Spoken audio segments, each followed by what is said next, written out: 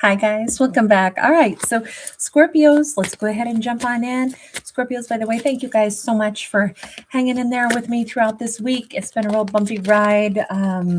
All kinds of issues lately with YouTube. I wasn't able to really put out videos until now. So, it's been really a great day. Really happy to be here. But thank you guys for being patient with me. So, we are starting out with the topic what's hidden. All right. So for Scorpio, we start with the King of Cups. We have the Chariot and we have the Two of Wands. Scorpio, prepare for a drunk dial. We got somebody who I'm hearing Arctic Monkeys. I want to be yours.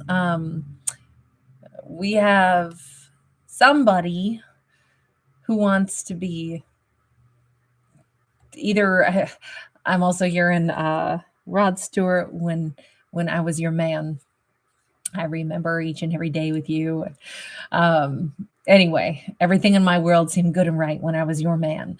Rod Stewart, it's a totally different song than the Bruno Mars. But I feel like somebody is getting some liquid courage to approach Scorpio, plain and simple. This could be somebody that is at a distance. This could be somebody who's been like this could be a long time ago and a big distance away because we do see a map here. We see old letters. We see butterflies, which suggest things have transformed a great deal. But I almost think Scorpio is like the best chapter of their life. Now, maybe they're looking at things through rose-colored glasses. Maybe they remember like, oh my God, everything was so perfect back when we were together. And for Scorpio, that may not be the case. But what's hidden from Scorpio is that somebody who was absolutely Scorpio's person at one point in time, that was the best chapter of their life. We have a Knight of Swords upright. We have the Nine of Swords. They do have a lot of fear about this. They have a lot of fear about contacting Scorpio, possibly because the truth is they just want to show up. But that's really scary too. I feel like this person's been debating, do I just travel and basically show up in Scorpio's area? Do I call?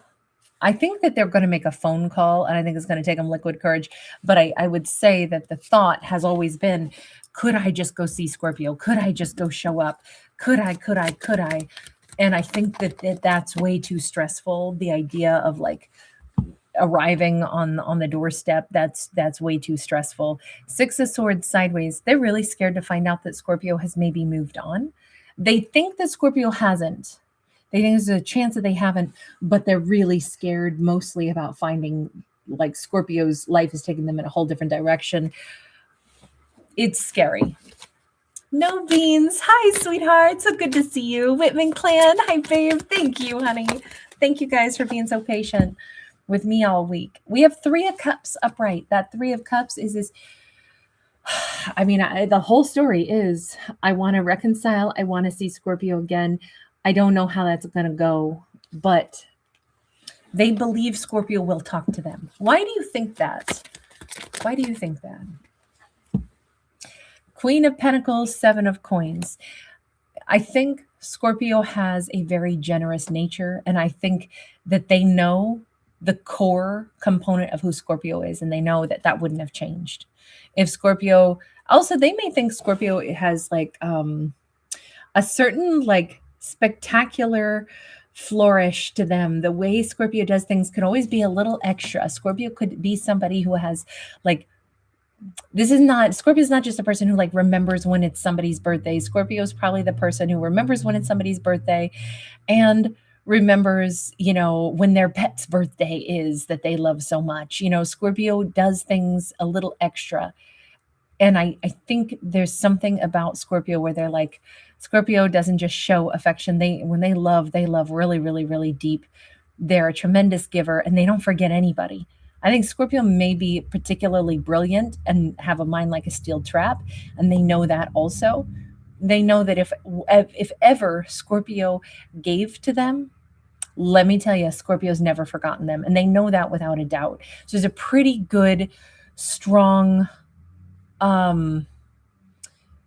belief that Scorpio is always going to be out there. Scorpio's always going to be somebody that wants to be, you know, like giving and will have not forgotten them. Here's the thing though. They know darn well that they hurt Scorpio. Don't love that. If they know that Scorpio even needed them at one point in time, then why didn't you show up for Scorpio? Ew. Sorry, I'm here comes Sassy Kate riding my motorcycle in to bust up the story and say something rude. We have Temperance upright. Oh, don't give me that. They're saying, well, because I felt like, you know, I had already caused Scorpio grief and maybe heartbreak. And so then I thought it would be best if I just let them get on with their life and we're peaceful. Only now you're sitting there getting all drunky monkey about to call them or show up in their life, which is purely for you. I don't know. Is this person selfish? Six of Cups. They're saying I'm a soulmate. Scorpio's my soulmate. They're my soulmate. Again, I would just ask, sorry, I'm putting them in the hot seat. Why did you say that you know that you hurt Scorpio? King of Wands. I don't know if they were really, they loved Scorpio a ton, but then they made some decision that they said was heart-centered at one point. Two of Wands. That's them being at a crossroads trying to decide which path to take. Even if they love Scorpio, I don't know that they chose to build a life with Scorpio. They may have pursued their dreams and they may have said, you know, Scorpio will probably be better off pursuing their dreams too. I will say this, nobody has any business making decisions on behalf of others. Just the same way, nobody has a right to decide that other people will be sacrificing something for the greater good. The only people who should ever decide what they want to sacrifice is the individual. And the same thing is the only person who should ever be deciding their future is the individual. You can't decide someone else's future. You got no business doing that. You don't get to pick and choose. And I always feel very strongly about that because that's a real measurement for me as to whether or not I think somebody is like, if they think that they have some superior right to make decisions around others. I don't get along well with characters that operate that way in real life nor in my stories, because I always think, who the hell do you think you are? You don't decide things for others.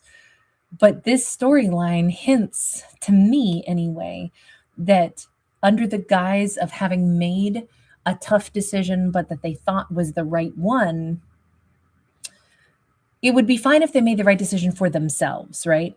It would not be fine if they also tried to bring in, and I made the right decision for Scorpio, so Scorpio could pursue their dreams. So I broke Scorpio's heart, but freed Scorpio to go pursue their dreams. Scorpio doesn't need you to tell them to go out and pursue their dreams. I am sure Scorpio has more than enough personal empowerment to pursue whatever the hell they want. So I don't dig this at all. And I definitely don't dig the fact that we see this character who wants to do what's actually good for them. I think they're hiding behind like an altruistic, I did what I thought was best for the both of us, even though it broke Scorpio's heart. But now I want Scorpio and I know they're really generous. And so now I want to get more of what I want. See, I think this person's always gotten what they wanted. I don't know. It doesn't mean that they don't love Scorpio too, but also doesn't mean that they aren't selfish. Two things can be true. You can be somebody who feels like it's your business to make decisions for others, and you can also genuinely love that person. But I would still argue you need to go take a good look in the mirror and figure out why you think you're allowed to make decisions on behalf of others. But also the bottom line is you really wanted these decisions for you because you really want the Scorpio. I don't like it, but I'm being pretty picky right now. But it's because of the answers. It's the answers that they came back with. And I'm like, oh, let me ask this. This is all what's hidden, right? Scorpio, does Scorpio want anything to do with this person? Page of Wands, Scorpio's like, dude, my life is so busy. I do all these hobbies. I live my life like a cat. I go where I want to go. I do what I please. I travel when I feel like it. I have all these interesting things that I do. I feel like Scorpio could be an absolute hoot. They could be somebody who is very intelligent, somebody who has lots going on in their world, somebody who has lots of hobbies, somebody who Scorpio is also not shy on the lover department. Sometimes Scorpio may indulge their more carnal nature. That could be Scorpio might be like, yeah, there is this one thing about me. I'm picturing like the character Roz from Frasier, you know, how Roz was like a very independent, liberated, character who's like, I don't feel like having one partner. I feel like, enjoying the dating of the many. And I'm wondering if Scorpio is somebody who's like, yeah, I do kind of love being free to like sample the smorgasbord of lovers as I choose. Now, this could be Scorpio says I don't always end up choosing people that would be the best for me, but perhaps they're the best kisser, and I do see that because it does kind of look like Scorpio is shifting gears a little bit and saying, I'm starting to think I might want to settle down. I'm starting to think maybe it would be really nice to give my heart to someone instead of just share, excitement and passion because it's starting to feel a little toxic to me. I think, look, this is a Scorpio very much making their own choices. They're calling out anything that they personally think, what used to be fun is starting to kind of feel less satisfying. And in fact, maybe it's starting to make me a little sad. I've loved being an adventurer and being single and having the freedom to, have whatever flings I want to have. But I'm starting now to think I would love to have maybe something where it's a little bit more heart engaging. And I don't think that this is Scorpio like guilting themselves or punishing themselves for their choices. I think this is just Scorpio saying, if something starts to make you not feel terrific, it's like you're realizing you're longing for something and you're trying to fulfill it with something else. That's where it becomes toxic, I think, because you're not really taking actions that are right for you. You're taking actions that are, band-aids instead. And I think that's the way I would describe Scorpio's like thoughtful approach right now. We have the Magician upright. I only see Scorpio starting to like really focus on wanting to manifest perhaps something that is going to be more stable, more long term, more of what they really, really, really want. They've wanted to have their fun, they've wanted to have their adventures, and now I think they're thinking more about giving their heart to something more long term. Yeah, Eight of Pentacles. I really would like to build something now. So once again, let me just ask, Scorpio, would this King of Cups, who's about to drunk dial you, would they perhaps be somebody that you would ever consider? King of Wands. And remember, that's once upon a time, they were the King of Wands, where they kind of folded their arms and said, no, I'm not going to give to this. I think I'm making the right choice for you. I love you, but you got to be free to go off and do the things that you want to do. And I should probably go in a different direction too, even though we loved each other. Maybe for all of my going, oh, I don't know about this. Maybe they were spot on. Maybe this is like one of those relationships where they knew each other, but they wouldn't have been right for each other yet. They both had to go off in different directions.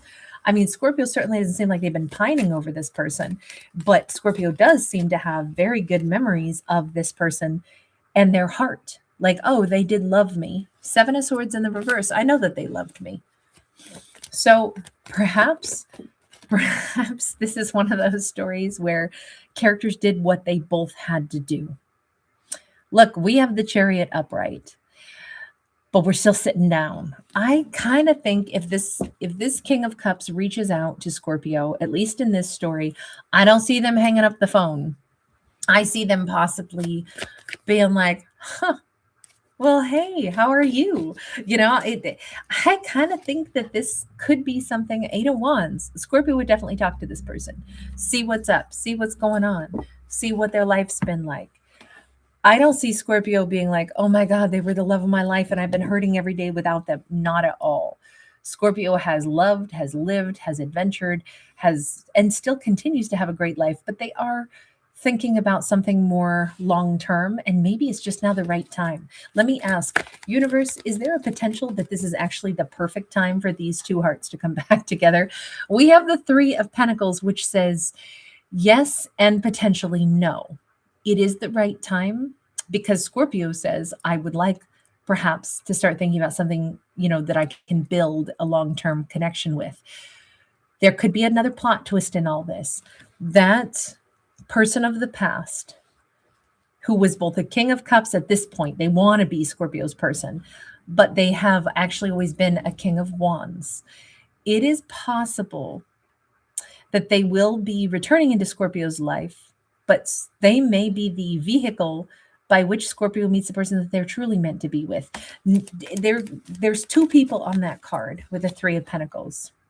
We have two people again on the Three of Cups. I can't say that I really think that they are the person Scorpio is going to necessarily end up with, but I do think they're going to be instrumental in who Scorpio ends up with. Could it be them? Yes. Could it be somebody else entirely different? We see like a turning of the page, but then this card is sideways. There is a possibility that this person is going to be a divine set of circumstances where as they return into Scorpio's life, there's also a potential shift, an unexpected shift where they come in at just the right time and they introduce Scorpio to the person Scorpio is actually supposed to be with, or there's some secondary connection in all of this that will either help push Scorpio and this person of the past back together. I'm not sure how to interpret that other than we have two players on the horizon in Scorpio's life.